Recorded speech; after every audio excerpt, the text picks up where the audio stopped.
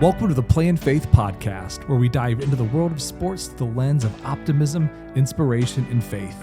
We're on a mission to infuse youth sports culture with positivity and joy while building the largest network of college Christian athlete mentors in the world. Thanks for stopping by. Enjoy today's show.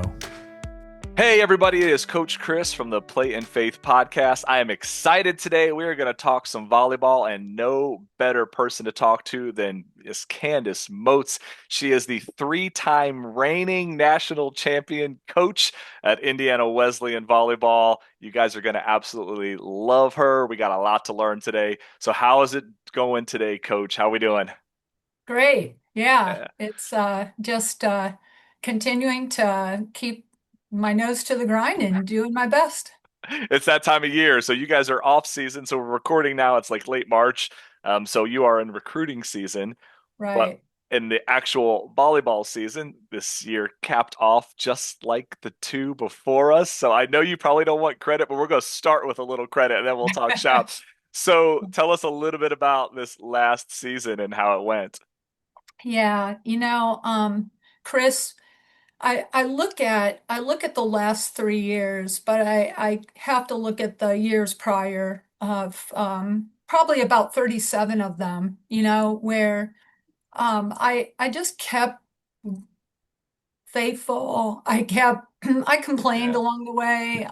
Oh, sure. I like wanted to quit along the way. I just felt like, oh my word, are we ever going to get to a point where we can get to, the possibility of a national championship, even though that wasn't the complete main goal for what we were trying to do, but it was, everybody wants to win and everybody wants to Oh, get to the sure. absolute top. So, there was nothing wrong with what we were desiring to do, but it just never seemed to, we always fell short.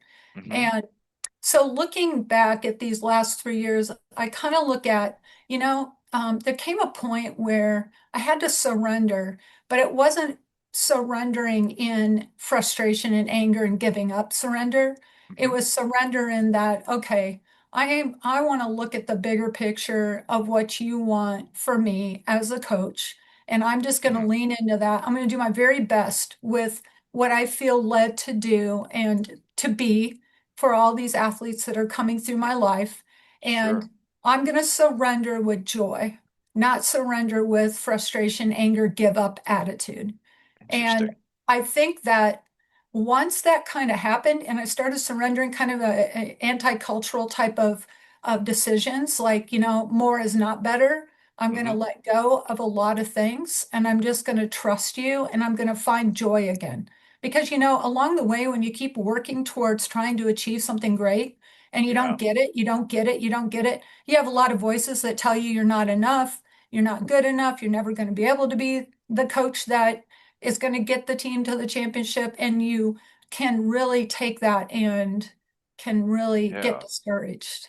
So I think that's really interesting. We talk about surrender, but not in a way that we give up and we say this just isn't going to happen, or even in the way like, well, who cares if we win or lose? Because I'll get that every once in a while. It's like it's not all about winning. We're like, agreed. There's a lot more happening in sports than winning.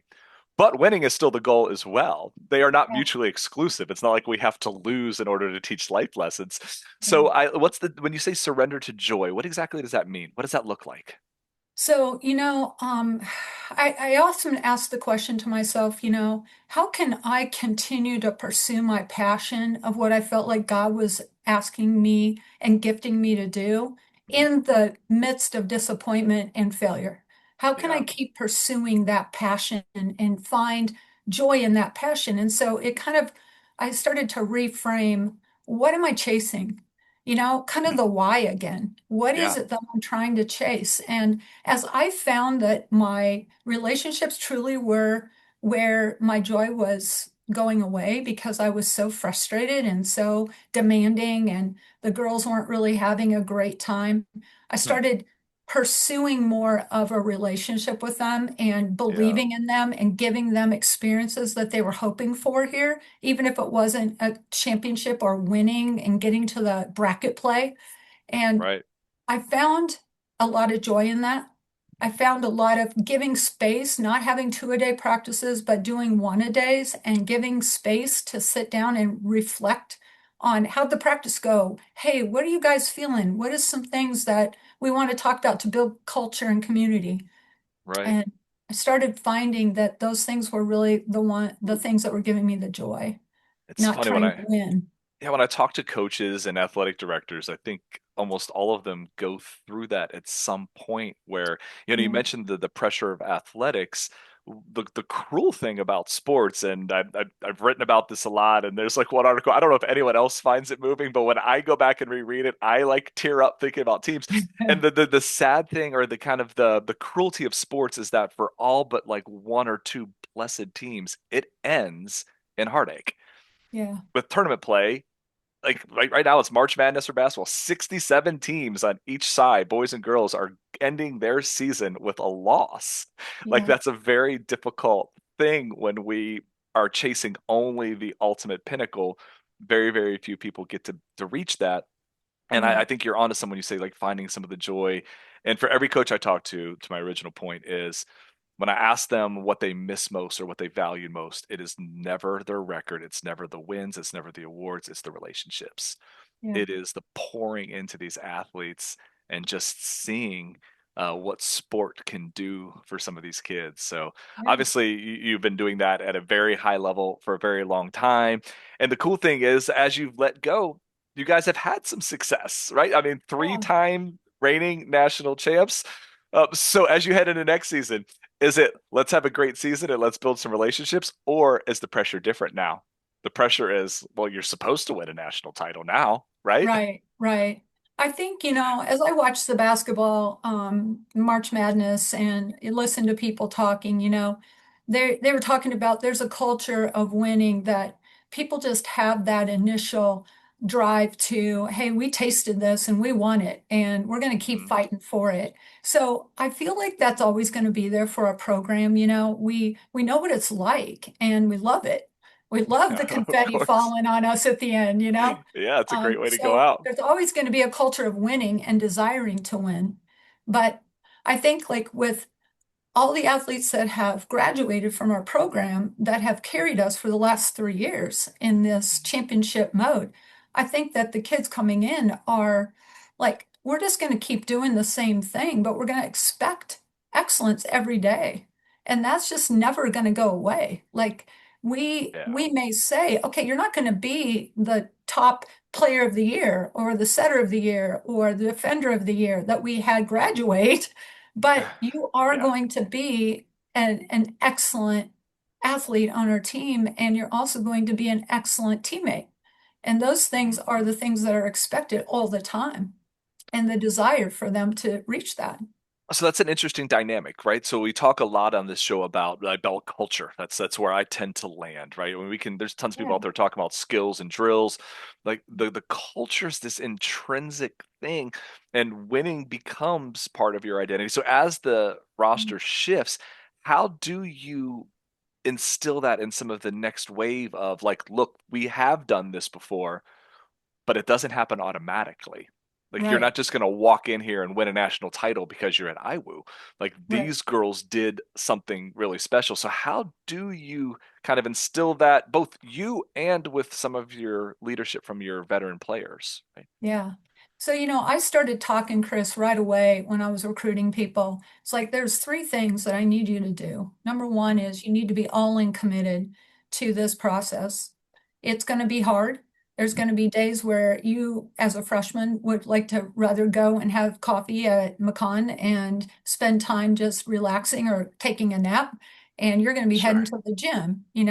Number two, you need to be devoted to the process of what we're trying to do at IWU. And that Mhm. means hard work. It Yeah. means commitment every day. It means you're going to give up a lot of things that you kind of would maybe hear your teammates or your classmates saying, oh, I'm going to go do this weekend. I'm going to go do this. You're going to get on a bus and you're going to be riding on a bus to a gym and you're going to Mhm. see four walls all weekend, and you need to be willing to see the value of that. So it's like, the third thing that I'm trying to instill in them is the bigger picture of what this is all about. It's it's not to put all this pressure on you to succeed and be this championship team that was the last 3 years.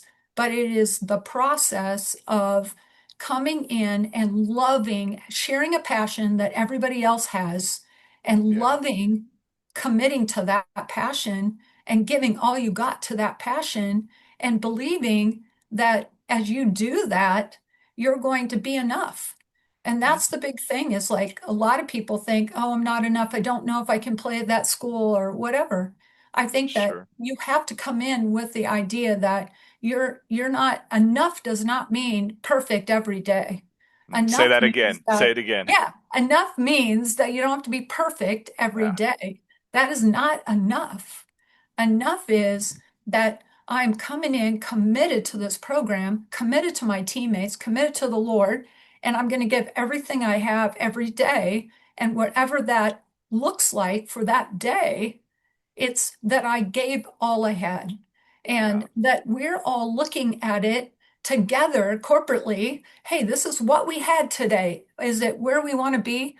Not yet, but can we all agree that we gave everything we had? And there'll be days when people don't. Mhm. And so then we have to be willing to open our hearts and listen to, hey, that expectation didn't get met. And so what was blocking that? Was the Sure. tapes in your mind going off telling you you're not enough, or Yeah. what's going on that's stopping you Yeah. from reaching that? We talk about that a lot. It's like, I mean, with I always say, like in my other career, right? I've been on stage speaking for a while. We talk about how the conversations we have define our lives, and Yeah, we tend to look at it as the conversations we have with others. But the most important conversation is the one we are having with ourselves. And yes, sometimes it is just reframing that narrative of yeah. I can't, and just telling ourselves a better story. So, how do you help get them to that point? Because obviously, at Indiana Wesleyan, you're competing for national championships. You're recruiting kids who are at a typically at an all-state level, often, or at least elite high school players.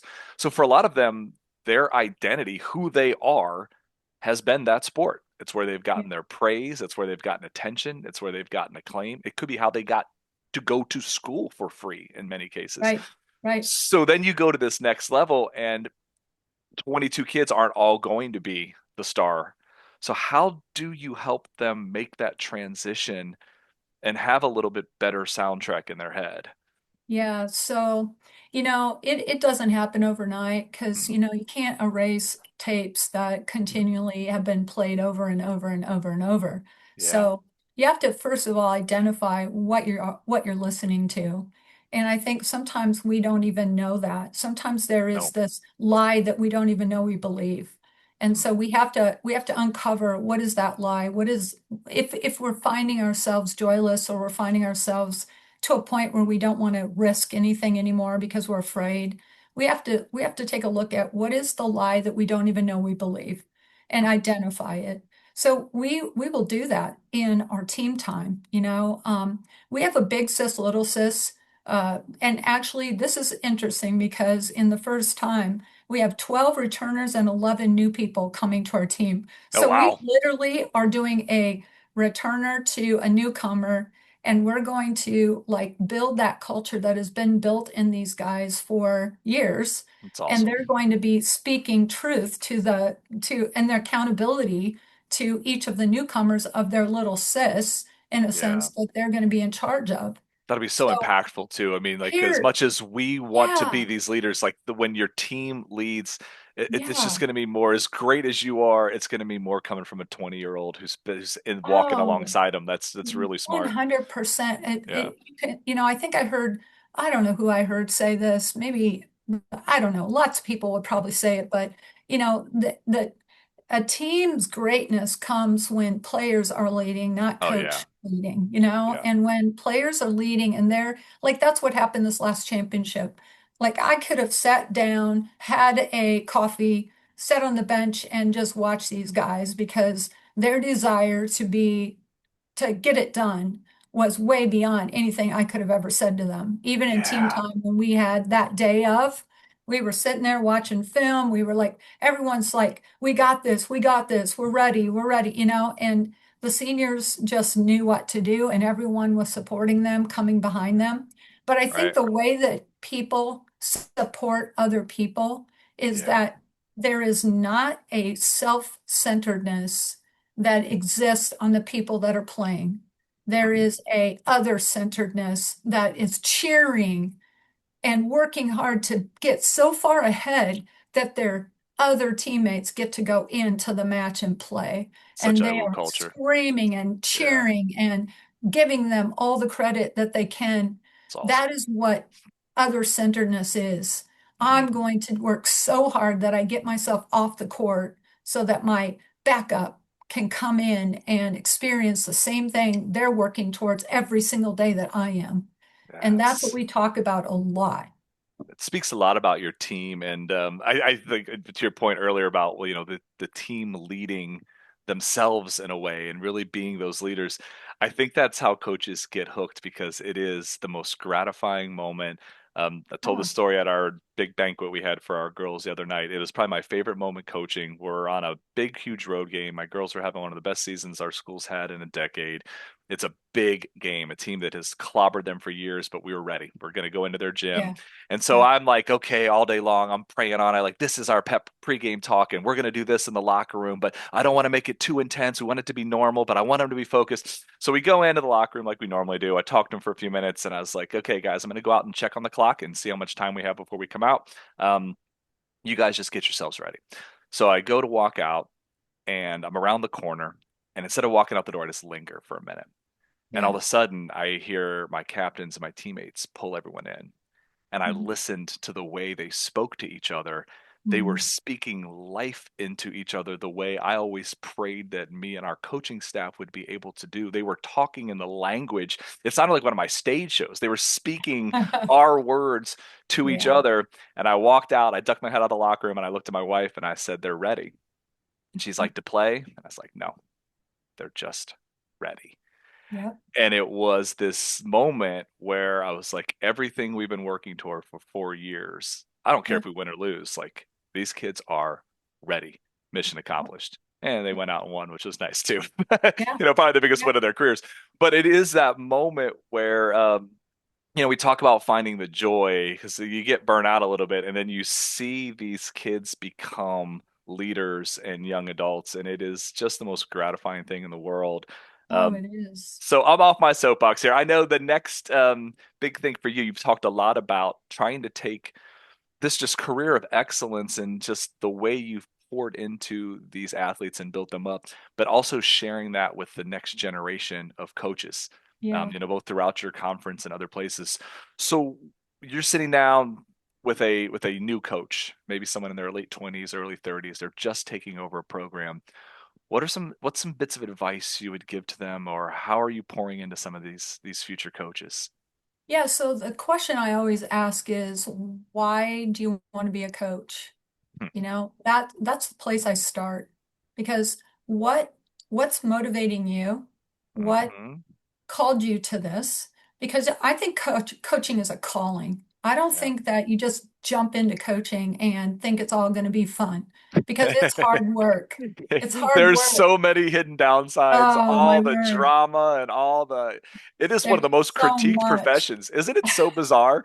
Like that everyone like go to any game, like you go to Yeah. an NFL game, there's 70,000 coaches. I'm like, it's Yeah. dudes who never even played in middle school. I'm like, you know Right. more than it's the most scrutinized profession in the world. It's insane. Oh, it is. And not only is it that, but then it's also, just this uncontrollable piece that you're taking, in your case, kids and trying to get them to, understand their roles. And in my case, I still have kids, in a Oh sense, yeah, that yeah. are coming in and they've got to understand, like, oh, maybe they had messages from past that told them, hey, just it's okay, just give what you can, da da da.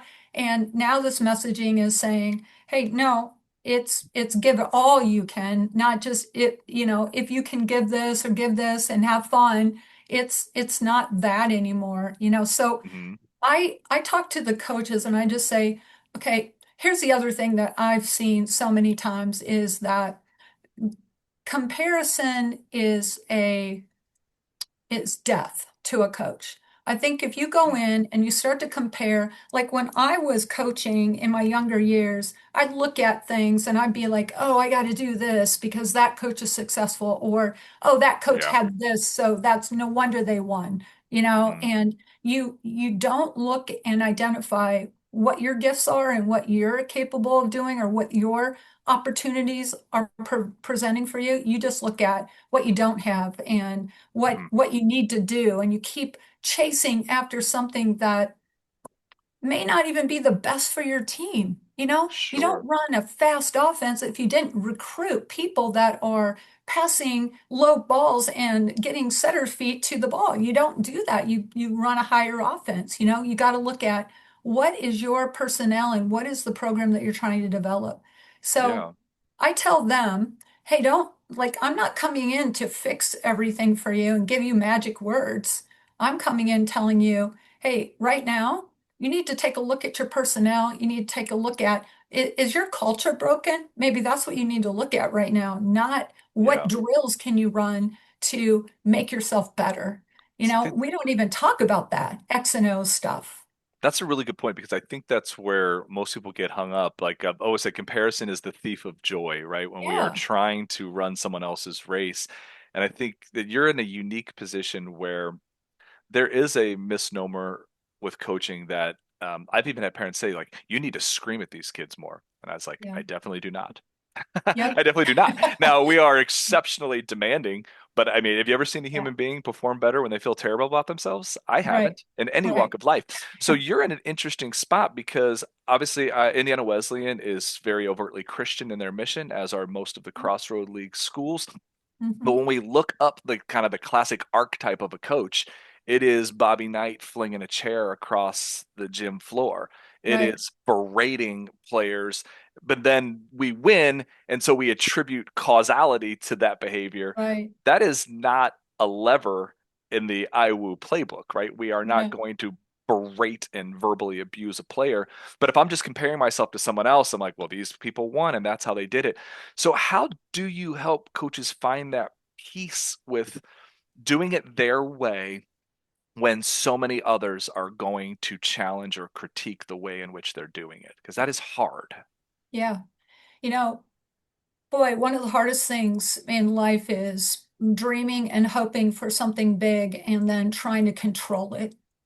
Yeah, And when you are sitting there trying to control every little piece, you know, oh, I've got to yell at them, or I've got to demand more with practice. I've got to do it. Now, those things are manageable pieces that I think if done right, they present a disciplined culture of what you want, you know, sure. but I think what has to happen is there has to be an end goal, not of I'm going to do all these things because I want to win a championship. I think the end goal, like even this is crazy. Our second championship, um, we have a prayer intercessor that prays for our team. It's just one of those things that he's decided to do, and he brings all athletics really into his prayers, but he really started to follow us. One of the things when we won the second championship, which was a 14-8 deficit in the fifth. We were coming Oh, back. wow. We did not do anything that we did not serve an ace. We did not get a kill. We only played disciplined, and we got the ball back over the net, and the opponent made 8 errors in a row. We won 16-14. It was one mistake. Our freshman was back serving, crying because she was like overwhelmed, thinking, oh my word, if I miss one serve, you know, and she just stayed steady and got the ball over the net. Wasn't like big kills or aces or anything like that. Yeah. But I got a text on the way home, and it brought me to tears from our intercessor. And he said, I prayed to the Lord that if it were to be another opportunity of this favor to give us a championship in the second, which would have been the back to back, that we would do it in a way that nobody would go back and take ownership of how it was finished or how we got it done. Mm. Nobody could take the glory other than the glory was favor of the Lord. And I saw 8 points Well, I'm sorry. of It's God's crazy. favor where we did not walk away from that in any way saying, oh, we did this big comeback. We were able to da da da. We just stayed faithful. We stayed committed to each other. We Mhm. stayed disciplined that the program is about, and we gave everything we could with the results surrendered to the Lord, and He chose to give us favor. I still don't understand why. It was a heartache to my best, not best friend, but a very good friend, opponent coach, and Yeah, just it's the watching the hard part. heartache of that when you were 14-8 and you couldn't Yeah, finish to win a championship. But the reality of it is that you have to figure out not to live in this fear of, oh, I can't make a mistake. Oh, I have to do yeah, everything I can to control everything. I just have to stay in the moment of loving my teammates, honoring the Lord, giving all I got in the discipline of the program, and yeah. believing in myself, you know? And No, those are the things that you can control. I think that's fantastic, and I think that's where like good coaching comes into play as well, where it is natural to want to control everything, or when things aren't going well, to hear the Yeah, chirping of you should do this, you should do that. And ultimately, it's a strange profession where your success hinges on the in the moment actions of a 19-year-old, right. right? Yeah, I mean, yeah, like, for you know sure. what I mean? Like, you are no better or worse of a coach if that serve is 6 inches lower into the top of the net. You Yeah, haven't prepared differently. You have, but ultimately, it's up to the athletes to make those some of those plays. But I think it is the way we continue to speak joy, optimism, connectedness, togetherness, yeah, that's how we can really influence culture. And when we are gripping and trying to over control as coaches, I see it a ton in like the very young youth levels. We're trying to correct every play. We're trying to orchestrate, telling them where to go, where to hit. yep, But when yep. we just have faith in the culture we've built and let the athletes be athletes, things tend to go a little bit better. Like, build I culture, mean, but you can't control every yeah, single second of the action. It's just insane. trusting it doesn't just say from your mouth, oh, I trust you. Trusting means letting go when you may want to speak every play, you may want to control every set, Oh, sure. and you say, you know what? I've prepared them the best I can. I'm going to trust them to play the game. Because when the freshman was subbed in, when we got the ball and it was 8 points to 14, and that freshman started walking from the sub line all the way to the end line where she was going to serve, the community of truth and love, and every single kid was giving her confidence, telling her, we believe in you. You Matters. do your best. We are not going to be upset or anything. I didn't have to say anything. I just looked at her. I gave her a pat on the back and I said, you got this. Yeah. And she went in, and her teammates were that gave her, instilled trust in her, that you're our best server. You are a serving specialist. That's all she did for her team, was she served.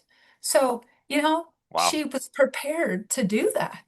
And she Yeah. just went in, and I mean, she's a hero here. Yeah. No, Everyone that's everyone talks crazy. about, oh, are you the one, are you the freshman that served? It took You eight know? straight to win a national title in the fifth set under like do or die. So, Oh, I mean, I think that's like the coolest thing about sports, though, is that when we start to see our teammates like yeah, breathing that kind of life into one another.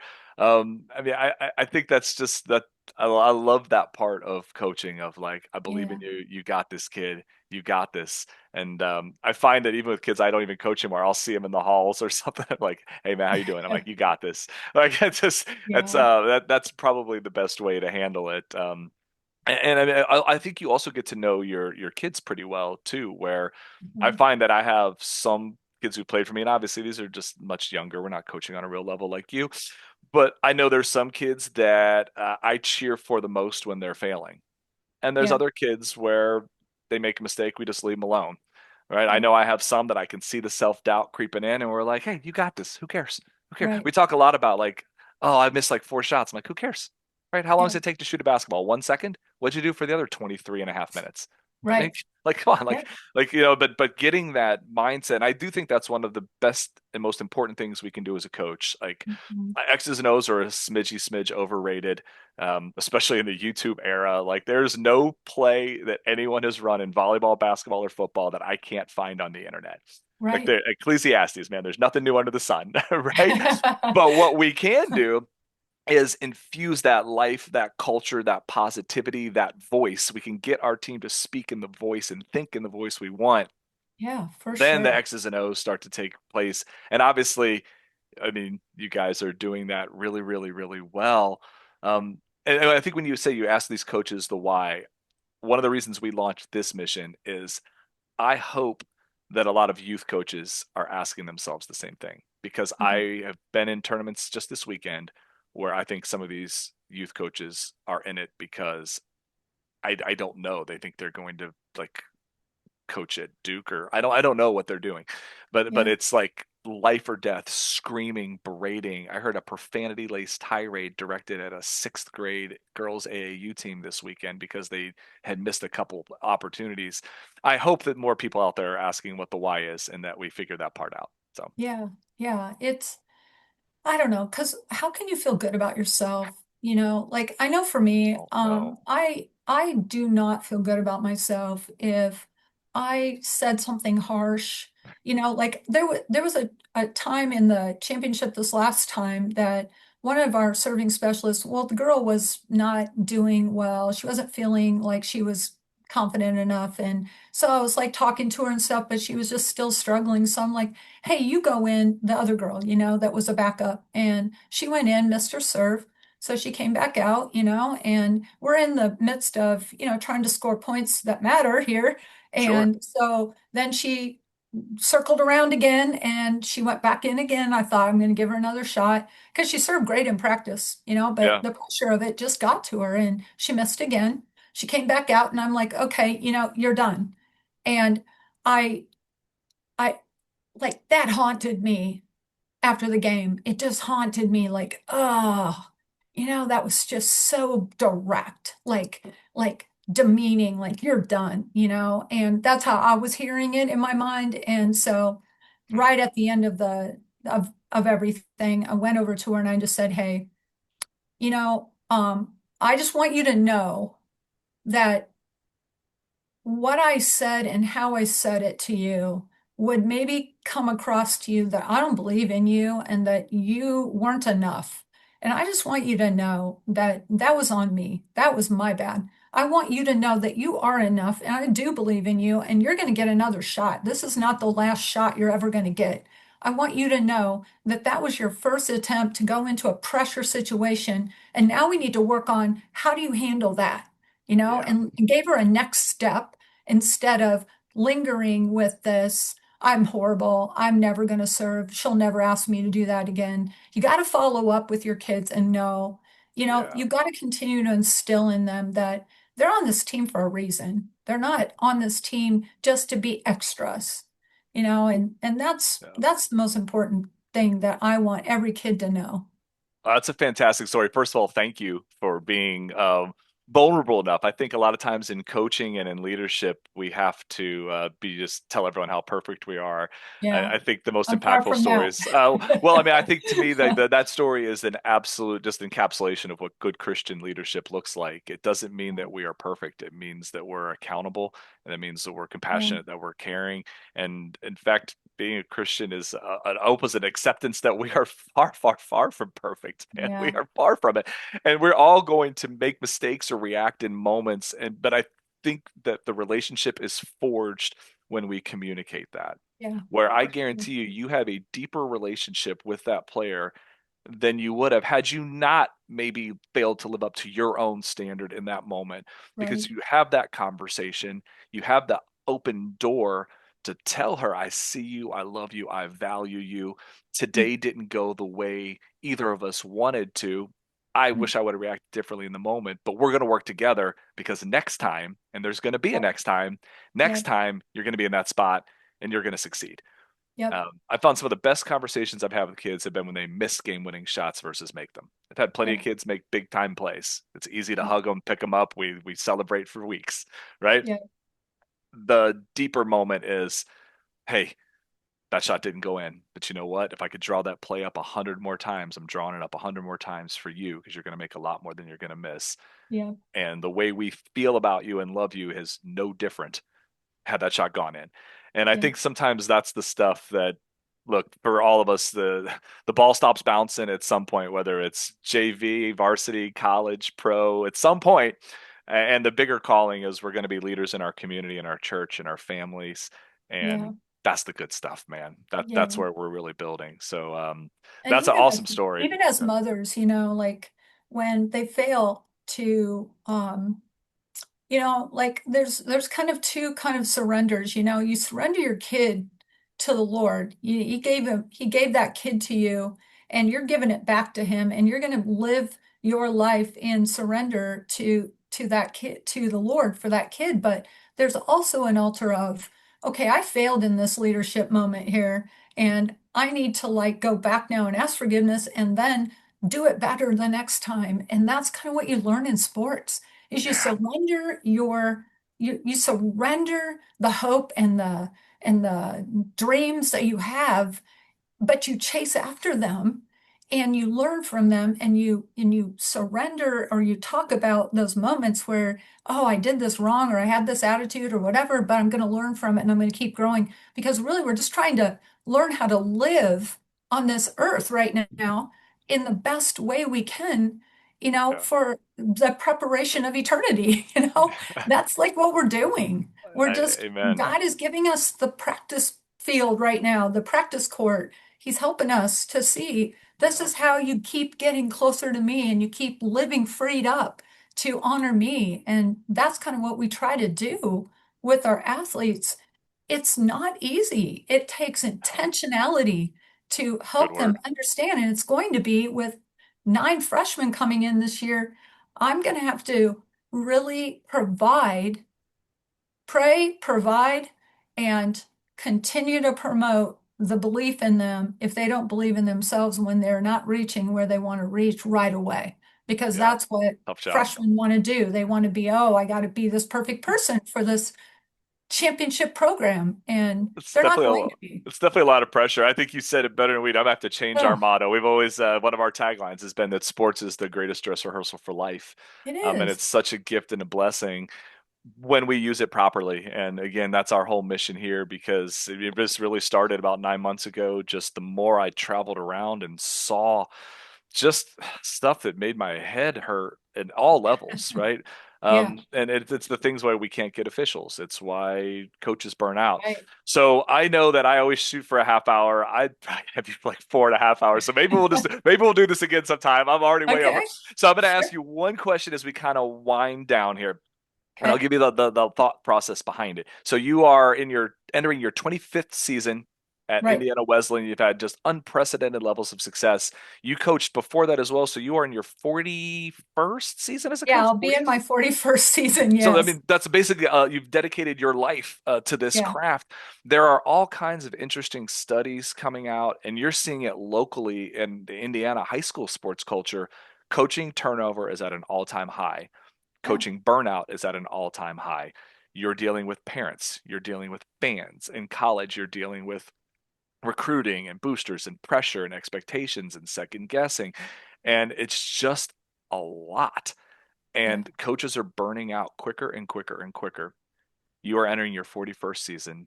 Your passion for this is just as strong as when you started, maybe even more so. You just burst with joy and excellence. So you ask all these coaches, what's their why? So I'm going to turn the lens back on you. 40 years in, what's your why? Why are you Yeah. doing this? When I graduated from college as an elementary education major, thinking I was going to go teach little kids, maybe pick up a coaching gig somewhere in high school or junior high or whatever. There was never a idea that I would go into a college coaching situation. I was approached by someone that is a major mentor in my life, an influencer, and who I became as I transferred from my university to my Christian university.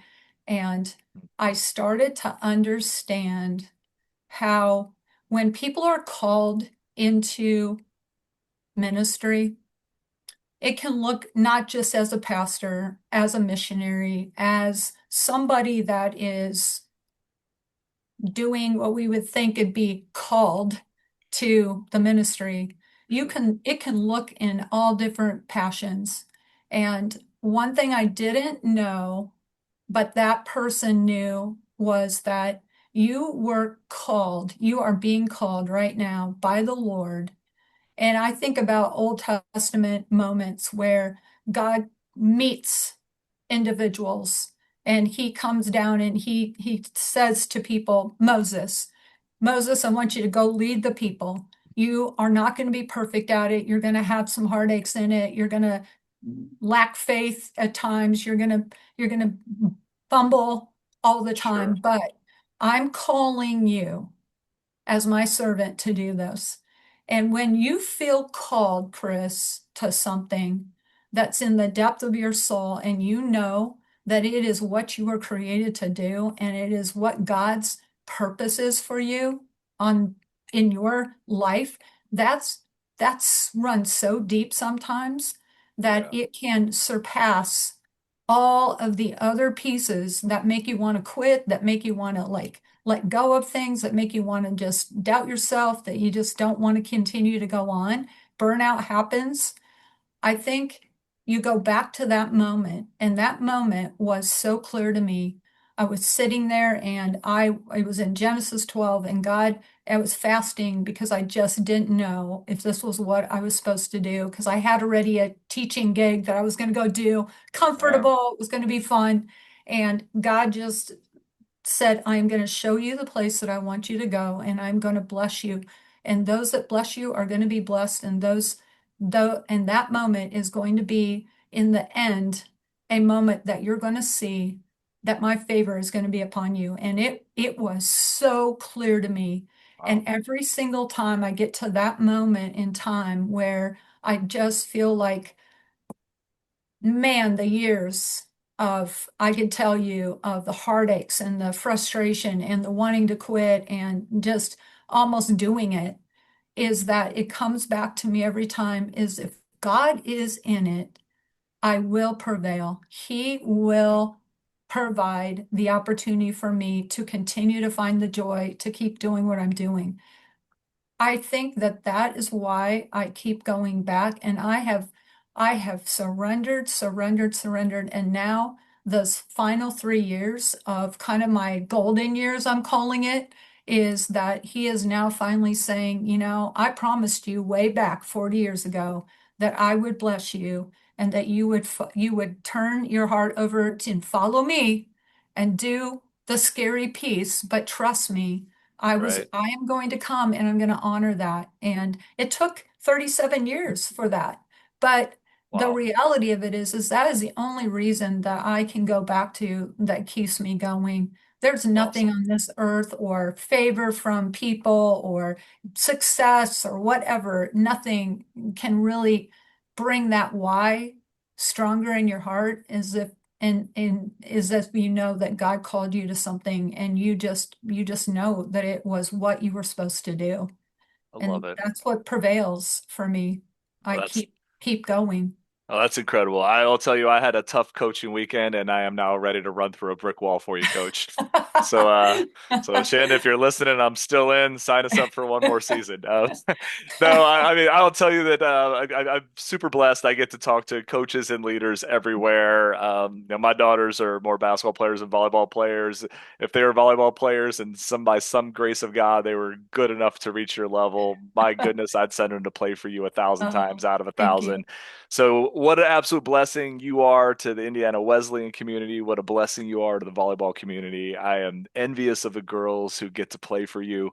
And I hope and pray you continue to find joy for as long as you want to keep doing this. So, we have gone way over, but I just wanted to say thank you so much. I think. Just for sharing so much wisdom. Hopefully, we get to do this again sometime, and we will absolutely be Yeah. praying for you and the girls in the upcoming season. So thank you so much, Candace, and just fantastic. I appreciate it. Chris, thank you. Every time it's reciprocal, when you talk to people, like I don't just talk and like think, oh, okay, I gave this, this, and this, it's like you hear words as well and you hear truths as well. And you never know when somebody says something that responds back to anything that you're saying, that Sure. it can be meaningful. Because I always want to say to everybody I talk to, never stop learning, never stop listening, because there's always somebody that has something that can give you truth that can help you along your journey. So be seen and heard, and make sure other people are seen and heard, because that's what makes us all better. Well, I love it. That is our goal here. And just, yeah, thank you so much. And then everyone at home, we're going to get Candace on here one more time, I promise you. But in the meantime, go win some more natties. And then Okay, we'll I would absolutely love pray for you to. guys. And just thank you so much for your time. I really appreciate it. Thanks for tuning in to the Play in Faith podcast. If you love what you heard, please take a moment to rate our show and share it with your friends and fellow athletes. Together, we can spread the joy and positivity that youth sports deserves. And be sure to visit playinfaith.com for more fantastic resources. We're on a mission to build a vibrant community of Christian athlete mentors that are not just a voice your athlete will listen to, but one they should. Until next time, keep playing in faith.